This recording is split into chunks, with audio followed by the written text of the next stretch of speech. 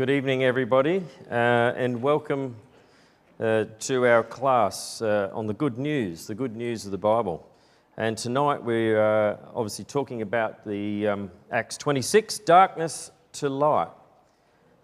I remember Phil last week actually made mention that whoever was putting together the titles for each of these chapters was spot on.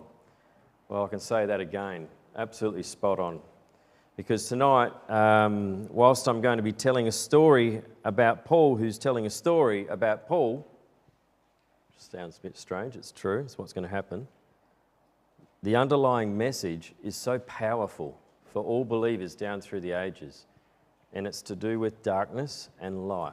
And hopefully I can explain that a bit more for you as we go through. But what I wanted to do to start with is, I wanted to start with this quote, which I know last week Phil finished with this quote. And the reason I'm doing this is because to follow Jesus isn't always easy. In fact, we can come here tonight and we can come here in relative peace. We can talk about the Bible, open it up, speak about it, have our opinions, have our beliefs, and it's all fine in this country at this point in time. And we're very thankful for that. But in some parts of the world, even today, you can't do that. Not without some persecution or fear of persecution. Well, certainly in the days that Paul lived, and we're going to wind back the clock now over 2,000 years, it was a very dangerous occupation to spread the good news of the gospel. And so these verses that Peter penned are this. And who is he who will harm you? So he encourages, right, the believers. Who is he who will harm you if you become followers of good? But even if you should suffer for righteousness' sake, for doing things good, if you suffer for it, you're blessed. And do not be afraid of their threats, nor be troubled, but sanctify the Lord God in your hearts, and always be ready to give a defense to everyone who asks you a reason for the hope that is in you with meekness and fear. That's Paul, isn't it? That's what Paul's doing, and that's what he did. And that's what we're going to find out tonight. So it's a wonderful thing, isn't it, to have good news that we can spread very openly today in this country. But it was a dangerous thing for Paul. You consider this, and without, I guess, going over ground that someone else might in the subsequent evenings, I just put a list of the things that Paul writes about his own sufferings in spreading the gospel. Look what happened to him. He was whipped 5 times, beaten 3 times with rods, stoned once with rocks, shipwrecked 3 times. And life was constantly threatened by rivers and robbers, Jews and Gentiles, by the sea, by false accusers, people making up stories. At times, he was very tired, he was in pain, he was hungry, he was hot, he was cold, thirsty, and he was naked. And despite all of that, he had the cares of the churches he was building around him. All the worries that were going on. That was Paul. The dangers of proclaiming God's truth. But you know what? He did it because he was chosen to do it, as we'll find out. He was chosen as a vessel. Jesus said, he is a chosen vessel of mine to bear my name before Gentiles, kings, and children of Israel. And I will show him how many things he must suffer for my name's sake. Wow. If someone came to you and said, I'm going to tell you how much you're going to suffer, Mike, to tell everyone about me, I don't know, I reckon I'd be going, oh, really? Really? But you know what? Something amazing happened in the life of Paul that turned him into the most amazing disciple. Do you know his original name was Saul, right? And do you know what Saul means? The destroyer. And do you know what his name was changed to? Paul. And do you know what Paul means? The worker. Isn't it amazing? So Jesus could see And God could see in this man a potential to do exactly what I needed to be done, and that is to spread this good news around the world. Okay, before we get into this chapter then, let's set the scene. So location, again, same as chapter 25, Caesarea, which is in Israel today. You can see it up there. Caesarea in those days was the headquarters of the Roman garrison, and the governor, which was overruling that area, was stationed at Caesarea. There's a bit of a picture, a modern-day picture of Caesarea, some of the ruins you can see on the coastline there. So that's where we're set. Who are the characters, or some of the characters that we're going to see tonight? Well, first of all, there's Nero, Claudius, Caesar, Augustus, Germanicus. That's his name. Nero. Madman. But he's the boss.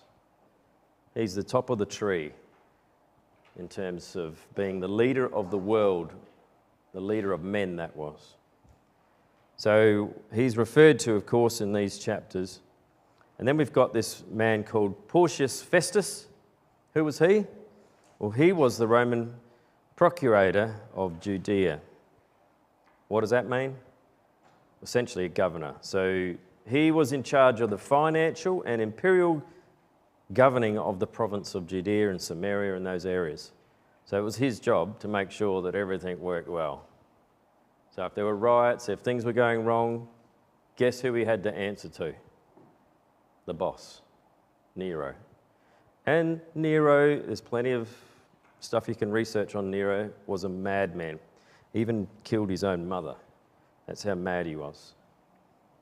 Then, of course, we got Herod Agrippa II. So Herod Agrippa II of the Herodian dynasty, he's the king of that area. You think, well, hang on, wasn't Rome in charge here? Yes, Rome's in charge. So he was what they call a puppet king. So he was allowed to rule, so he's very powerful in that area, so long as he ruled according to the Roman ways.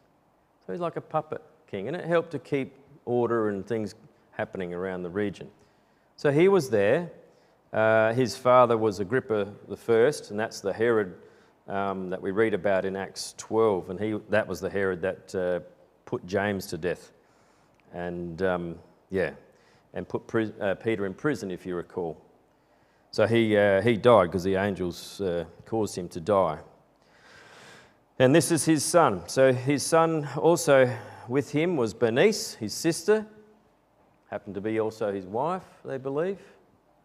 And along with him, you'll read in chapter 25, there was chief captains, there was principal men, and a great pomp. In other words, what we read about this scene, what we're going to go through with Paul talking about himself, is in front of all of these people, except, of course, Nero. Nero's back in Rome. So all of these people are VIPs, basically, very important people of that region, were all brought in, and along with all the staff that would have looked after them. So that's the scene. So the scene is we're in Caesarea. Paul's been, so just give you the background, Paul's done 3 world preaching tours already at this stage. He's proclaimed the truth to the Jews and the Gentiles. He's taken 10 years to do this.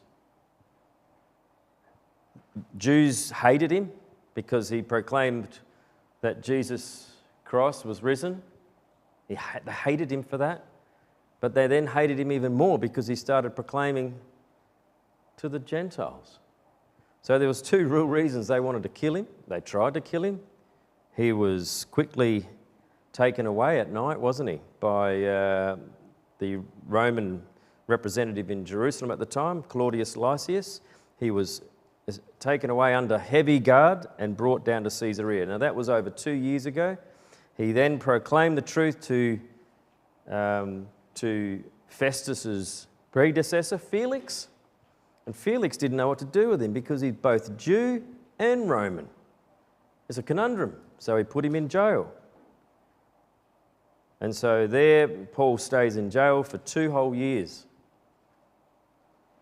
Wasn't sure what to do with him. Until finally Festus replaces Felix, and Festus gets on the job of working out this case with Paul. What is it about Paul? So Paul proclaims the truth to Festus, but Festus doesn't know what to do with him. Festus doesn't know what to do with him. And that's when we come to, perhaps we'll start a little bit back in chapter 25, if you open your Bibles there. Chapter 25, we have Festus in this sort of I don't know what to do, and in comes King Agrippa. Now Agrippa and Bernice and all of their pomp and glory and all the people with them, they come to stay for a while, and Festus decides to start telling Agrippa about Paul. Maybe Agrippa can help. And so he first of all inquires of Paul, why do the Jews want to kill you? I don't see any reason why they should try and kill you. There's nothing wrong. You've done nothing wrong, as far as I can see.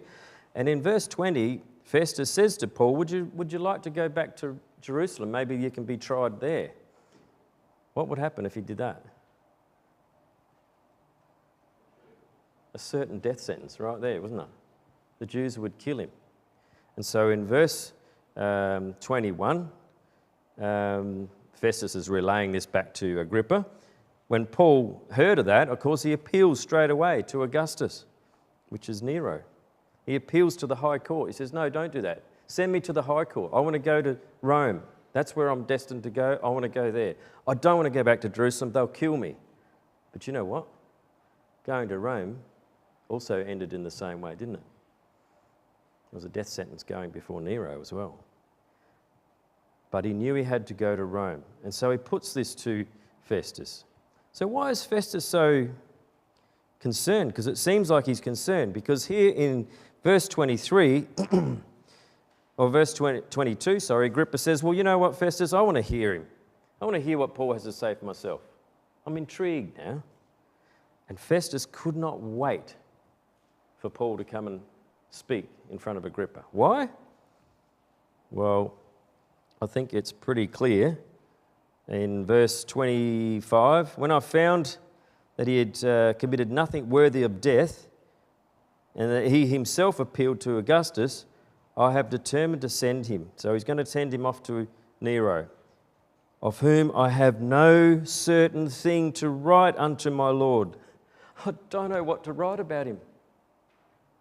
Am I going to bother, excuse me, Nero, I've got Paul.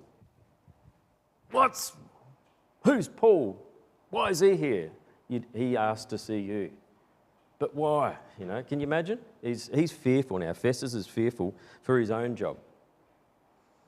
So he says, I've got nothing to write about him. So perhaps if you all listen to him and examine him, maybe there'll be something that I can write about this man before I send him on to Rome. Otherwise, it's my job on the line, pretty much. All right, so let's get into chapter 26. It's a fantastic summary that Paul gives. So then Agrippa says to Paul, you're permitted to speak for yourself. You're permitted to give your defence. Stand up and give your defence. So Paul's there. The room is full of all these people. And what does Paul do? He stretched forth his hand and answered for himself. Now, when you read the Bible, you should always think about Bible echoes, which is why I'm sort of a bit stubborn and I like to read from my King James, because there's some great Bible echoes. It's hard when you move from translation to translation sometimes, you miss those echoes. Have you heard, does it conjure up any thoughts? Stretch forth his hand? Moses, I see you mouthing it. Moses. Yeah, Moses. I'll give you a couple of examples. Okay. Abraham stretched forth his hand to take the knife to kill Isaac. Moses stretched forth his hand over the Red Sea. Jesus stretched forth his hand and caught Peter as he was sinking. See the point? Stretched forth. It says it over and over and over. And it's actually a demonstration. We might think, we read over that and go, oh yeah, well of course he's just going like this, But it's actually a demonstration of confidence and even power. in what he's about to say, which is quite amazing because he's in chains. And here he is, stretching forth his hand. And if you go through reading about Paul, he always uses this term boldly. And for me, as in Paul, that utterance may be given unto me, that I may open my mouth boldly, he says, to make known the mystery of the gospel, for which I am an ambassador in bonds. He was in Rome at this time. That therein I may speak boldly as I ought to speak. So in doing that, it's speaking with conviction and purpose. This is an amazing man, Paul, when you consider his plight and what he's gone through. But he's so convinced of the truth of the Bible that he just has to tell everyone with conviction and purpose. So what does he go on to say? Well, first of all, he starts off by very respectfully, he seeks Agrippa's patience. Just be patient with me, Agrippa, while I explain to you my life and where I've come from and why I don't know why the Jews want to kill me. And so away they go. And he starts off, of course, explaining that the Jews, his accusers, he grew up with them. They know him. They know him because he was one of them. He was one of the strictest of the Jews. Did you know that? He says that in verse 5, doesn't he? Which knew me. They knew me from the beginning. If they would testify that after the most straightest sect of our religion, I lived a Pharisee. See, Paul was a Pharisee. In fact, he says that he was a Pharisee of the Pharisees. So he was one of the strictest of the Pharisees. This is what he's telling Agrippa in the room. So first of all, he says, they knew me. So consider that. And then he goes on to say, in verse 6, and now I stand, I'm here accused, I'm in chains, being judged, for what? For the hope of the promise made of God unto our fathers. I'm accused for what? Believing in what God's promised us? Is that a reason to accuse anyone? I don't know about you, but I've got one of these wide margin Bibles. I think some of you have too. So in the centre, I noticed, of the wide margin Bible, it's called the centre margin, there's a lot of suggested quotes right next to that phrase, the promise made of God unto our fathers. Notice that? There's a whole list of them. Starts at the start of the Bible and goes right through. Now I opened up and looked up every single one of those before tonight because I just wanted to know exactly what they were all had in common. What is this promise that I'm accused and getting, they want to kill me for? It's the promise of a Messiah. There it is, and it's spelled out quite clearly. Paul spells it out when he writes the Romans 15, verse 8. Now I say that Jesus Christ was a minister of the circumcision, or the Jews, for the truth of God, to confirm the promises made unto our fathers, and that the Gentiles might glorify God for his mercy. So the Gentiles will also be glorified, see, and glorify God. As it is written, for this cause I will confess to thee among the Gentiles and sing unto thy name. So this is the promise that he's been accused for. And he's saying to Agrippa, that's the reason they want to kill me. That's the reason I'm being judged, is because I believe in the promise of God. The promise, of course, which all 12 tribes, he says in verse 7, serving God day and night, hope to come. They hope for a Messiah. Do you know, the sad thing is, they put the Messiah to death. And they didn't acknowledge that they have. And even to this day, they still do not acknowledge that, which is a sadness, isn't it? And Paul deals with this in a minute. Paul deals with this very well. So Paul's, in verse 8 then, starts to address Agrippa. Now just imagine this. Agrippa's sitting there on his seat, he's the king, and Paul turns to him directly now, looks him straight in the eye, and he asks him this question: why should it be thought a thing incredible with you that God should raise the dead? Why do you think it's impossible that God should raise the dead? Now, the reason I say that he looked him straight in the eye, because I think he does this a lot. And at the end, I think Agrippa's squirming. I really do. And I'll tell you why when we get to it. So Agrippa's there listening to Paul. Why do you believe that God can't raise the dead? So there's two lots of evidence. I believe in the things that all the Jews believe in, the promised Messiah, and I believe that God can raise the dead. You put them both together, Jesus has been and gone and come back through resurrection. Okay. So Paul explains then his background as a former persecutor of true believers. He does that from verses 9 to 11. He says there that I was one of them. I was contrary to Jesus. I did things against the Lord Jesus Christ. I tried to squash this rebellion of belief in Jesus. And I did this in Jerusalem. I put people in prison, verse 10. I received authority from the priests, from the leaders that are trying to kill me now. I received authority from them to go and put these people in prison and to drag them. And when they were put to death, I gave my voice against them. This is what he says. I punished them often in synagogues. I caused them to blaspheme. And being exceedingly mad against them, I persecuted them. And do you know what happened? They started to flee. So let's come back to Acts 9. We'll just pause there. We'll come back. Come back to Acts 9. Acts 9 is actually the record of Saul's conversion.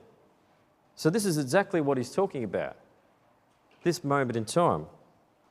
See there in verse 1, Saul, yet breathing out threatenings and slaughter against the disciples of the Lord. He went to the high priests and he got letters from them, because what happened was all the believers in Jerusalem started scattering. And they went to Damascus in Syria.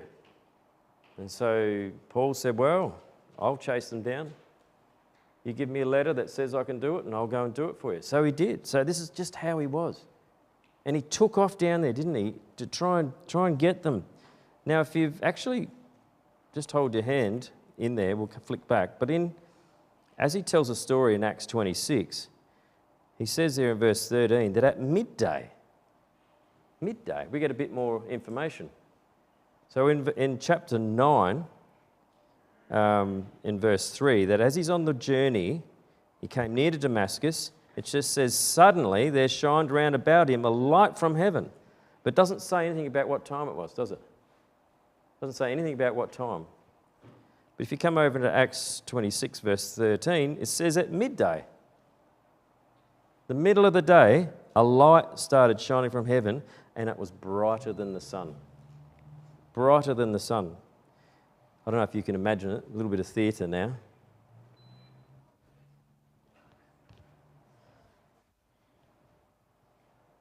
Ever heard of the term blinded by the light?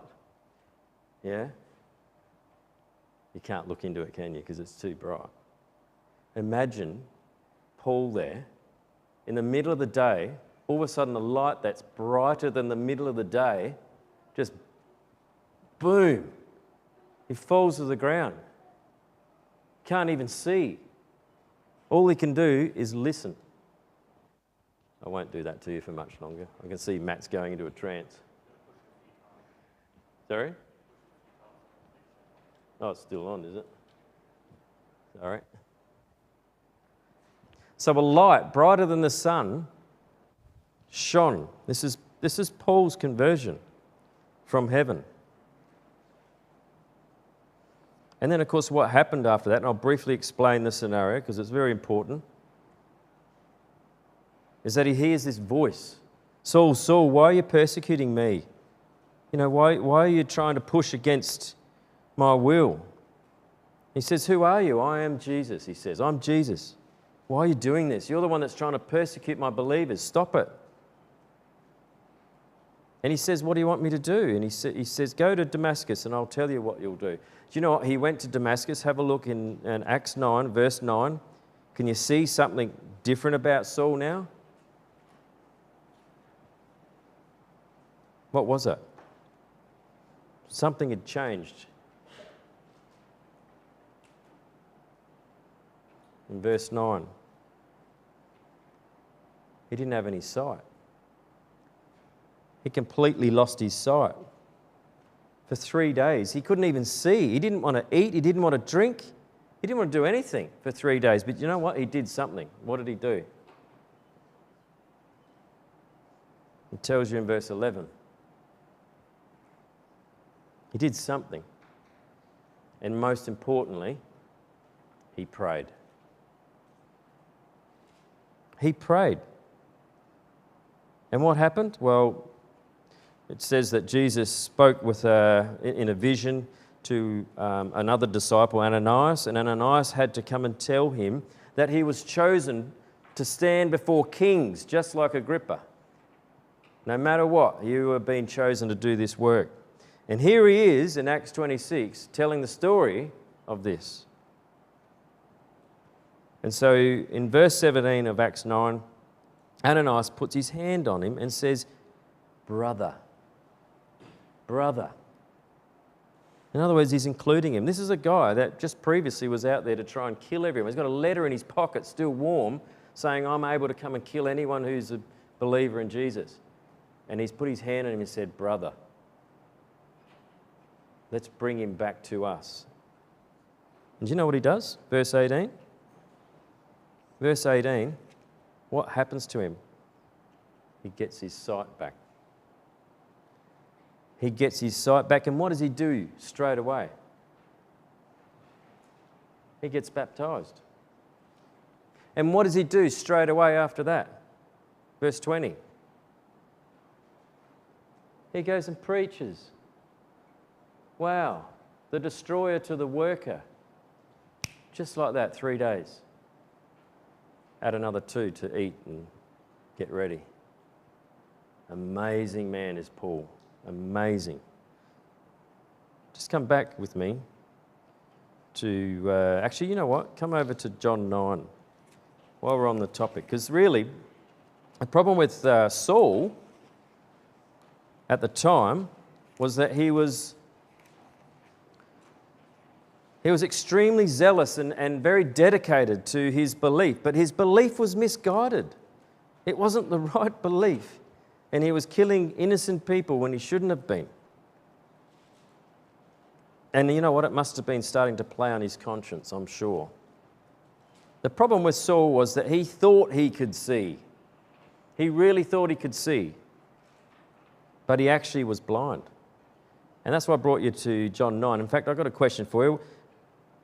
What is the eye of a blind person unable to receive? And I'm looking for an element here. Unable to receive something. What is that?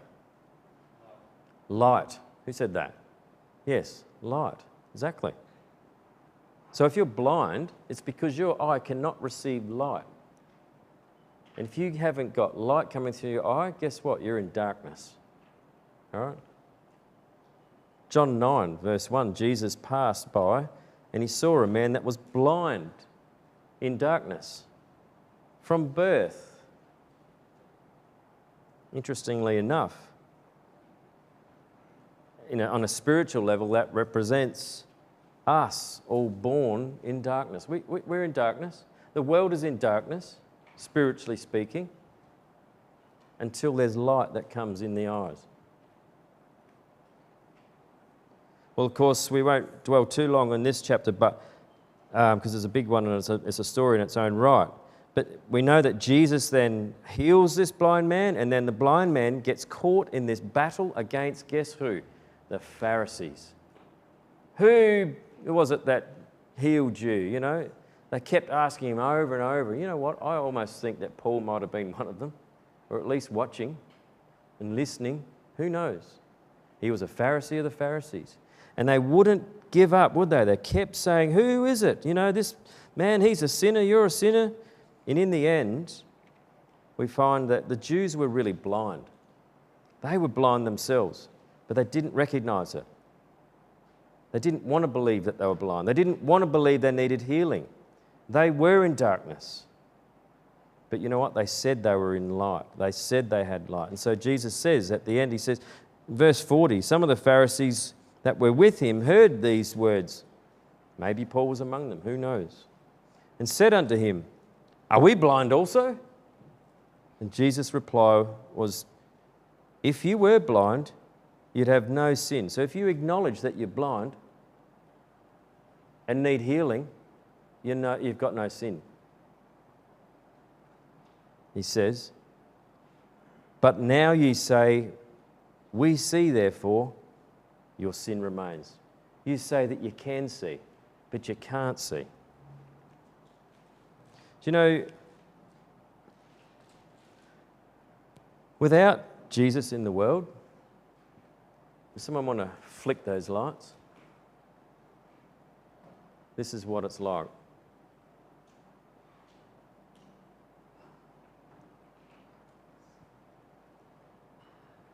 Darkness.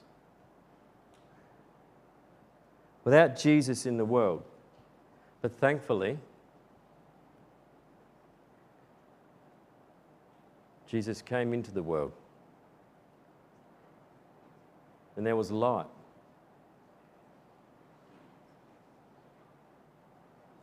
And because of that, we can be saved from the darkness. And that's what Paul's trying to say. Okay, thank you. You can turn the lights back on, please. Have you ever asked the question that the Apostle Paul asked? Because if you haven't, you should. The question is this: Lord, what do you want me to do? What do you want me to do? That's what Saul said. And I put this together because when you follow through what happened to Saul, this is exactly what we're asked to do. This is exactly what Paul is trying to convince people to do when he speaks to them in Acts 26. Remove distractions. Saul, 3 days without any sight, without any food, without any water.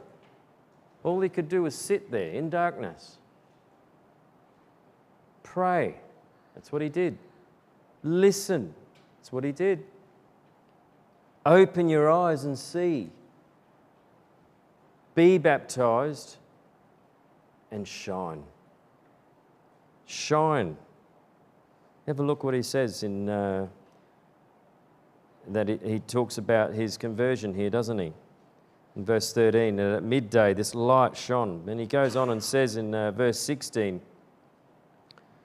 that Jesus says to him, stand up on your feet, for I've appeared unto you for this purpose, to make you a minister and a witness both of these things which you've seen and of the things which will appear, delivering you from the people and from Gentiles, unto whom now I send. And this is the key, isn't it? Verse 18, to open their eyes and to turn them from darkness to light, and from the power of Satan, or from sin, to God, that they may receive forgiveness of sins and inheritance among them which are sanctified by faith that is in me.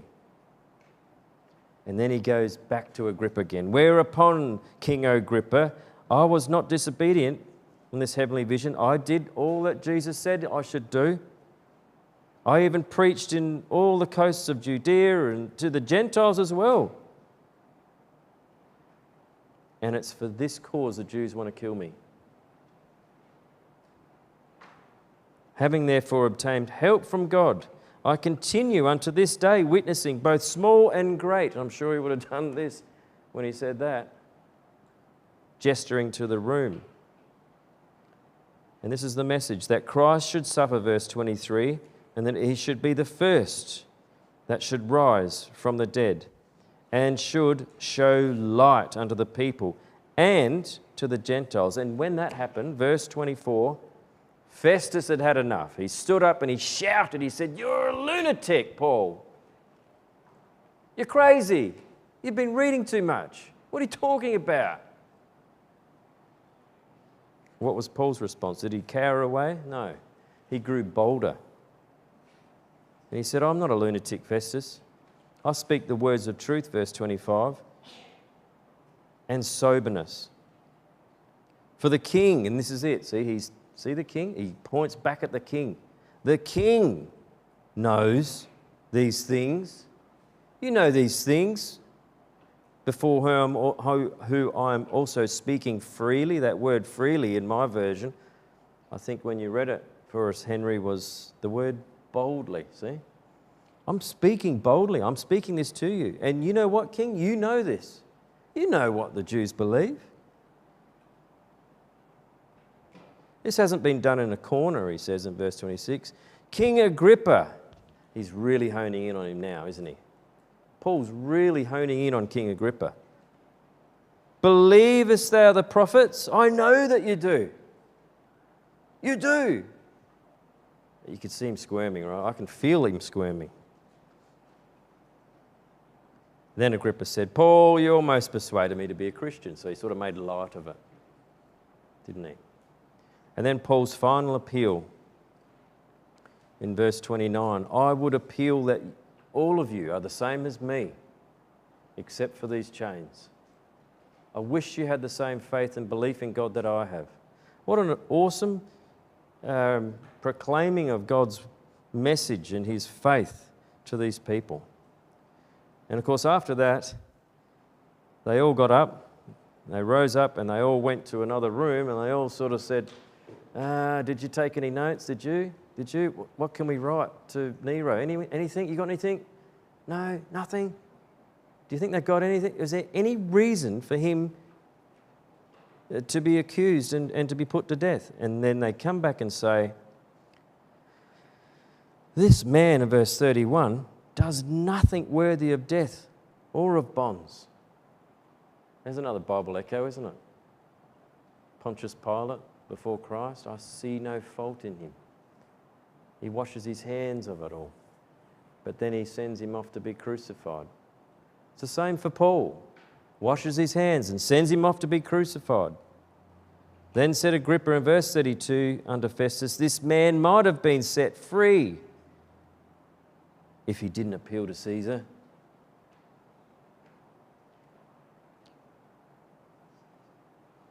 And so that then shows us, doesn't it, just how wonderful this man Paul was in spreading the gospel. Why did he do it? He was sent. He was chosen. And if you look at these verses that I'll go through now, and we'll finish here, here's some of the words that I'm sure he read that inspired him to do what he did. And they should inspire us to do the same, to show this light, this amazing light to the world. "I, Jesus, am the light of the world. Whoever follows me will not walk in darkness, but will have the light of life. In him," that is Jesus, "was life, and the life was the light of men. And the light shineth in darkness, and the darkness didn't understand, comprehended it not." But Jesus was there. He's still here. "If any man or any believer will come after me, let him deny himself and take up his cross daily and follow me." Certainly Paul fit that category, didn't he? Very well. "Ye are the light of the world," Jesus said. Believers are the light of the world. A city cannot be set on a hill. A city that is set on a hill cannot be hid, "Let your light so shine before men." And so let's do that. Let's get excited by this good news. Because the work of Paul, following in the footsteps of the Lord Jesus Christ and spreading the good news around the world then, that work has continued and continued for 2,000 years. And it's getting to the point now that when Christ does return, that promise that God made, that all nations will be blessed in him, will come to pass. So we'll leave it there, and thank you for tonight.